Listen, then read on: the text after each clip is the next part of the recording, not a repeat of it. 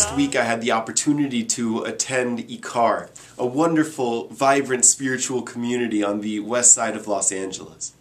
And while I was there, the rabbi of the community, Rabbi Sharon Brous, who is one of my esteemed and honored teachers, asked a group of parents and children who were assembled, what is the most important, the most powerful part of the human body?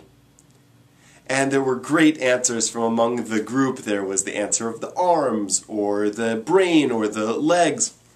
Rabbi Brous, of course, offered that the Talmud's interpretation is that the tongue is the most powerful part of the human body.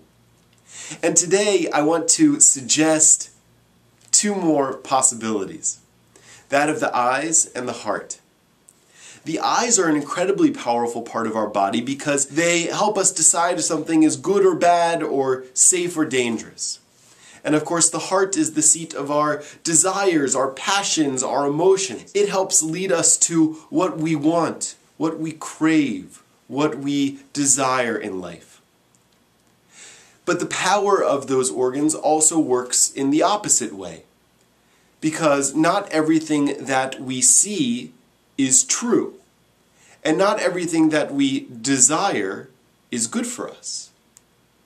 So for example, if I see something that looks beautiful or good or attractive, that doesn't necessarily indicate its value, or whether or not it's something that's good for me or that I ought to pursue. And similarly, with our hearts, not everything that we desire or crave is good for us. I crave chocolate all the time, and I probably shouldn't eat as much chocolate as I do. Our heart and our eyes are powerful organs and can be very useful, but can also potentially, if we let them have the final word, they can lead us down dangerous paths. The Torah recognizes this. In this week's parasha, Parashat Shlach Lecha, we learn about the commandment of tzitzit, the fringes that Jews are supposed to wear on the corners of their garments. And the reason for these fringes, according to the Torah, is the following. Ureitem oto, you should see them.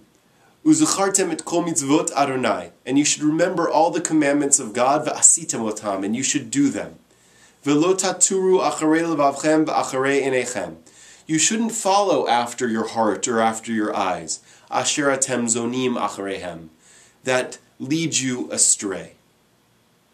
In other words, the Torah is saying that the reason we wear our tzitzit, the reason we wear these fringes on our garments as observant Jews, is to remind us that our hearts and our eyes, while powerful and important, should not be the final arbiters of what we do in life. Rather, our sense of purpose, our sense of duty, our sense of the holy and the good and the right should lead us to make our final decisions about what we do. And it's no coincidence then that the same verb for follow after or to go after, tur, is used in the beginning of the parasha, where it talks about the story of the spies.